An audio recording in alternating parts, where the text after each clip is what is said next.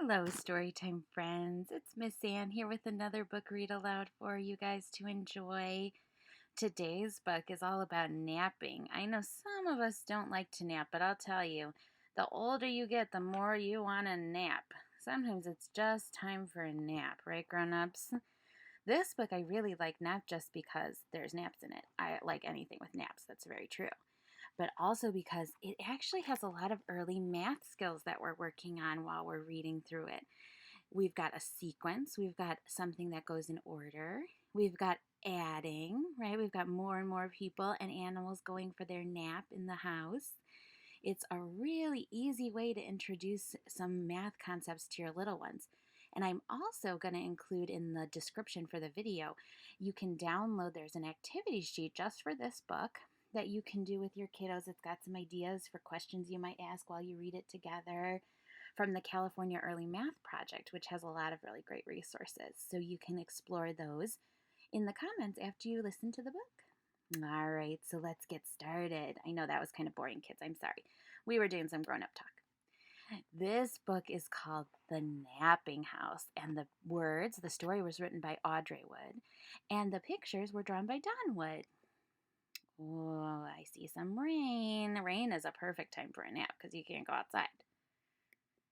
Oh, there is a house, a napping house where everyone is sleeping. It is a really gloomy day outside. And in that house, there is a bed, a cozy bed in a napping house where everyone is sleeping. Our little one there isn't sleeping in a bed, though. What's he sleeping in? A chair. Yeah, and what about, I see something on the floor that looks kind of stripy and furry. You think that might be a kitty cat in a kitty cat bed? You think so? Oh, there's our bed. We have our grown-up in the bed, and it looks like maybe a puppy on the floor next to her. And on that bed, there is a granny. We were right. There's a grown-up snoring in the bed, a grandma. A snoring granny on a cozy bed in a napping house where everyone is sleeping. Oh, there she is with her mouth open nice and wide for a good snore. Can you make a good snoring noise too? Oh man, that was awesome. Good job. We did such a good job snoring that I think our puppy covered its little ears with the pillow so that it could get some sleep too. And on that granny, there is a child, a dreaming child on a snoring granny on a cozy bed in a napping house where everybody is sleeping.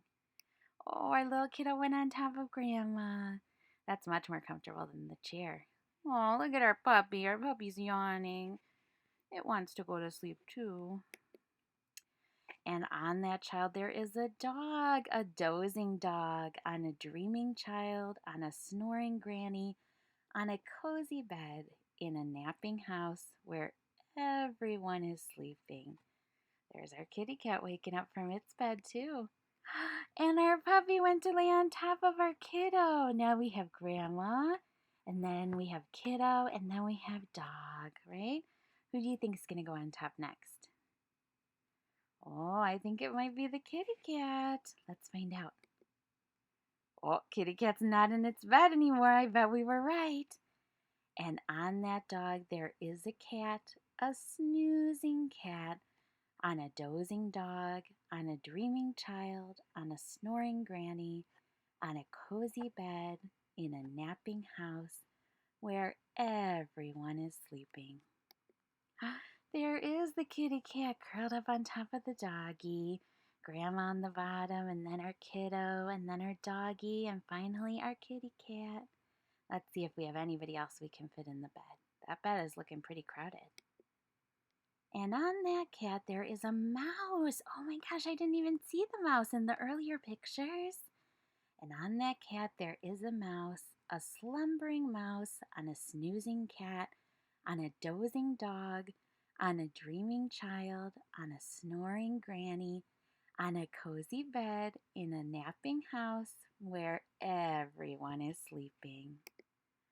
There's the teeny tiny mouse. Oh my gosh, can you find it? Oh my gosh. We have the mouse at the tippy top, and then underneath the cat, and then underneath the puppy, and then underneath that the kiddo, and then finally the grandma. Oh my gosh. There's going to be something else on top of the mouse. How could something be tinier than a mouse? A flea, a tiny little bug that sometimes lives on animals. And on that mouse, there is a flea. Can it be? I know, that seems pretty crazy. A wakeful flea on a slumbering mouse, on a snoozing cat, on a dozing dog, on a dreaming child, on a snoring granny, on a cozy bed, in a napping house where everyone is sleeping. I don't think I can even see the flea, it's so tiny. I see on top of the mouse, I see a little bit of light, and I think that is supposed to draw our attention to the tiny, tiny flea. All right, definitely nothing can be smaller than that. Should we figure out one more time how many people are in the bed? All right, let's see. Flea, that's one. Then mouse, that's two. Then kitty cat, that's three. Then doggy, that's four. Then our kiddo, that's five. And then our grandma, that's six. Six whole people and animals in the bed. Uh-oh. A wakeful flea. The flea is waking up. Who bites the mouse? Oh, owie. I bet that woke the mouse up. Oh, it sure did. Look at the mouse leaping into the air. It did not like that.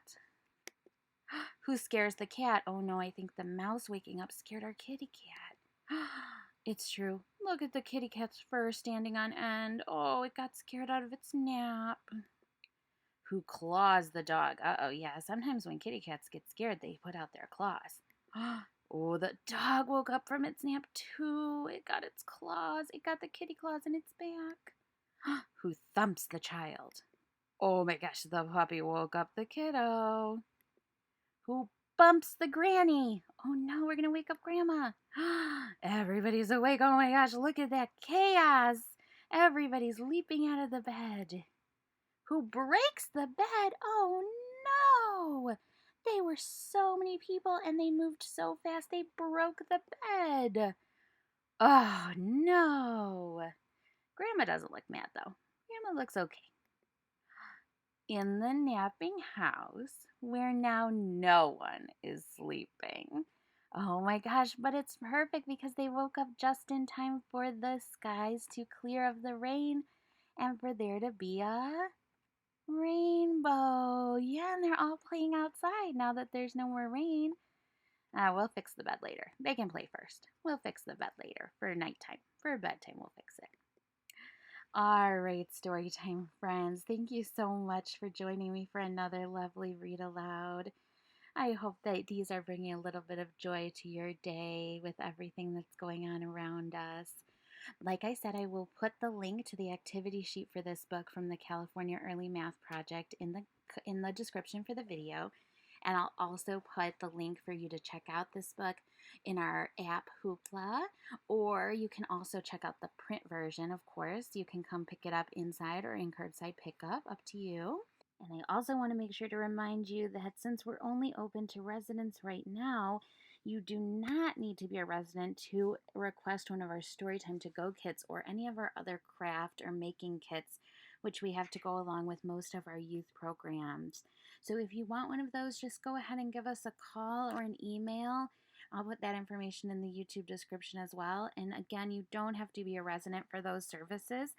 So hopefully those will give you a little bit of fun until we are able to safely open the building to non-residents as well. All right, until next time, I love you. I miss you. Mwah.